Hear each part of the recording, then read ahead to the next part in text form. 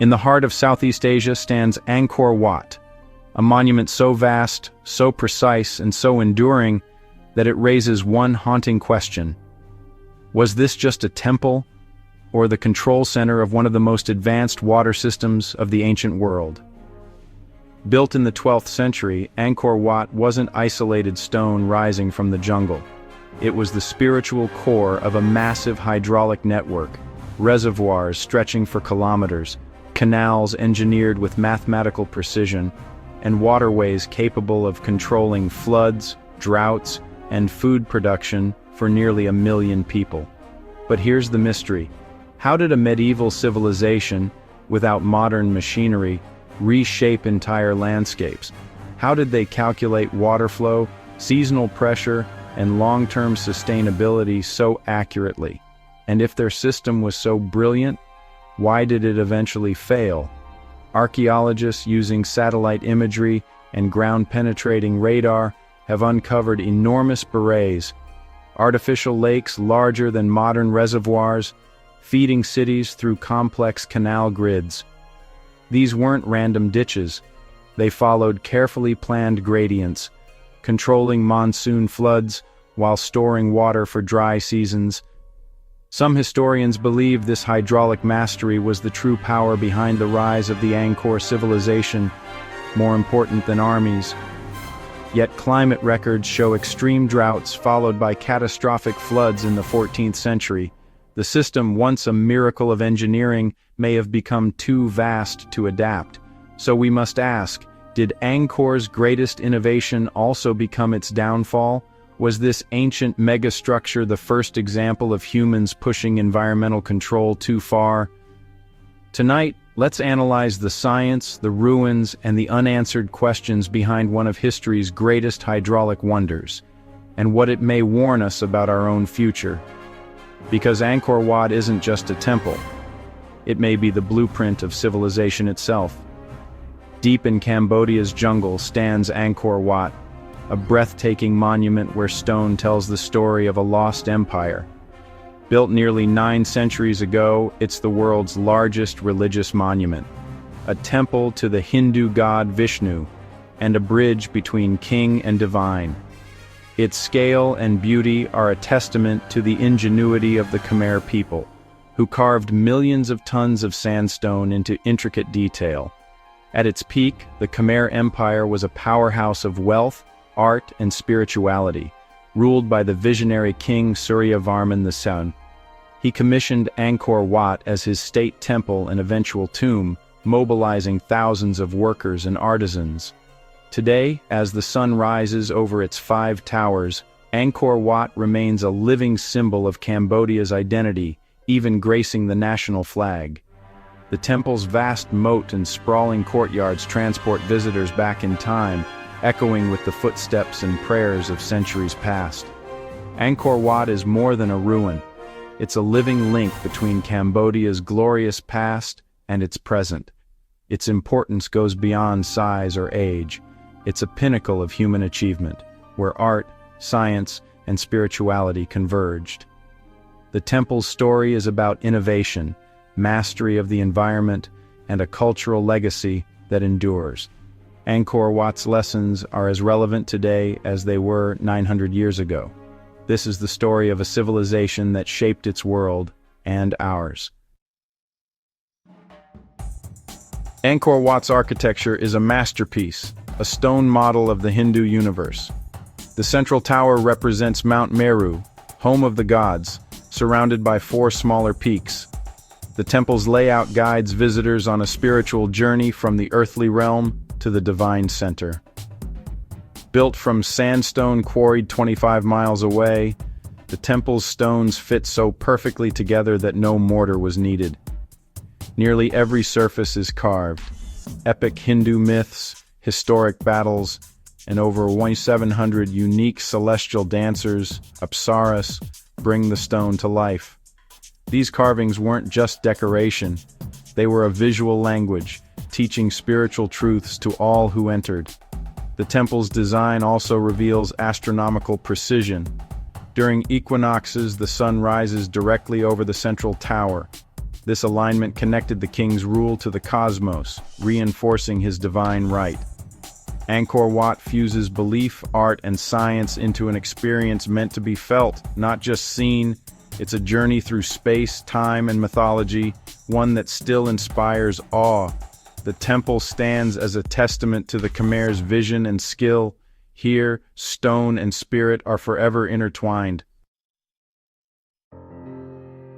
To understand Angkor Wat, look beyond its towers to the water that surrounds it. The Khmer Empire's vast reservoirs, Barays, were man-made lakes, some so large they're visible from space.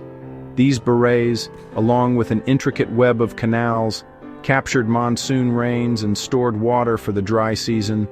The system tamed Cambodia's extreme climate, turning floods and droughts into a reliable resource. Canals distributed water across the city and fields, using gravity and subtle elevation changes. No pumps required. This was hydraulic engineering on a scale unmatched in its time. Water was sacred, symbolizing purity and life. The moat around Angkor Wat represents the mythical ocean of milk. The Khmer didn't just build infrastructure, they recreated the divine landscape on earth.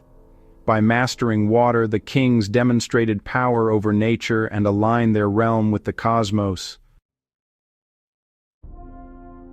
The Khmer irrigation system powered the empire, transforming agriculture and society. Reliable water meant farmers could harvest rice multiple times a year, creating food surpluses that fueled population growth. This abundance freed people from the fields, allowing for soldiers, priests, artisans, and the massive workforce needed to build Angkor's temples. Canals doubled as highways, transporting goods and sandstone for construction. Angkor was a sprawling city, interwoven with rice paddies, gardens, and waterways. The water system supported daily life, drinking, bathing, and even cooling the city. Barays and moats were not just practical, they were places of beauty and recreation. The Khmer worked with their environment, not against it, creating a harmonious and prosperous society. Without water mastery, Angkor's wonders would not exist. Their civilization was built on and sustained by the flow of water. Beyond the stone temples, Angkor was a vibrant city of wood and bamboo, now vanished with time. Homes stood on stilts above the floodplain, clustered along bustling canals and lively markets. Society was highly structured. The king and elite lived in grandeur, while most were farmers, artisans, and merchants. Markets buzzed with trade, rice, fish, spices, and goods from as far as China and India. Religion shaped daily life, with offerings at household shrines and grand festivals uniting the community. Temple carvings show scenes of games, music, and celebration, revealing a rich cultural life. Family and village were at the heart of society, with skills passed down through generations. In Angkor, daily life unfolded in the shadow of greatness, full of color and activity. Angkor Wat's galleries are a stone storybook, carved with epic tales and daily life. The bas-reliefs depict Hindu myths, like the churning of the ocean of milk, gods and demons churning the sea for the elixir of immortality. Another gallery glorifies King Suryavarman II, showing him in court and leading armies, immortalizing his power. The heaven and hell panels illustrate the Khmer vision of the afterlife, bliss for the virtuous, torment for sinners. These carvings were more than art. They were propaganda, moral lessons, and spiritual guides for a largely illiterate population. Visitors followed the stories in a ritual procession, connecting myth, history, and faith. The reliefs reveal the values, fears, and hopes of the Khmer people. Through stone, Angkor's stories still speak to us. The temple's walls are a living testament to the civilization's imagination and beliefs. For centuries, Angkor was the heart of a mighty empire. But no golden age lasts forever. Invasions from the Siamese kingdom drained resources and destabilized the region. A shift from Hinduism to Theravada Buddhism changed society, reducing the need for grand temples and centralized power. The water system, once Angkor's strength, became a liability as droughts and floods overwhelmed its maintenance. Environmental stress led to food shortages and unrest, making the city unsustainable. By the 15th century, the Khmer court moved south, and Angkor faded into the jungle. Angkor Wat remained a sacred site, cared for by monks, but the city was reclaimed by nature. Trees split the stones, and the metropolis became a legend, its glory hidden for centuries. The fall of Angkor is a story of changing faith, shifting power, and the fragility of even the greatest achievements. Yet, its legacy endured, waiting to be rediscovered. For centuries, Angkor slumbered, its wonders hidden by jungle and time. In the 19th century, French explorers like Henri Mouhot brought Angkor's splendor to the world's attention. Restoration began, with archaeologists and Cambodian experts painstakingly clearing, mapping, and preserving the ruins. Despite war and upheaval, Angkor Wat endured as a symbol of Cambodian identity and hope. Declared a UNESCO World Heritage Site in 1992, Angkor is now a global treasure, drawing millions of visitors. Tourism funds ongoing conservation and supports local communities. Angkor's rebirth is a testament to the resilience of culture and the power of rediscovery. Its story reminds us that even lost civilizations can inspire the world anew. Angkor Wat's story is more than ancient history. It's a lesson for our future. The Khmer mastery of water turned a harsh landscape into a thriving civilization. Today, as we face climate change and water scarcity, their wisdom is more relevant than ever. Angkor's rise shows the power of working with nature. Its fall warns of the dangers of neglect and environmental change. Even the greatest systems are fragile. Prosperity requires foresight and sustainable management. Yet Angkor Wat stands as a symbol of resilience and hope.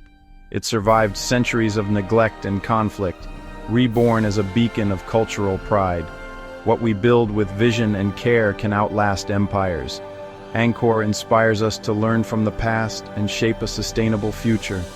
Its reflection in the ancient moat is a mirror for our own world, reminding us to cherish and protect what we create.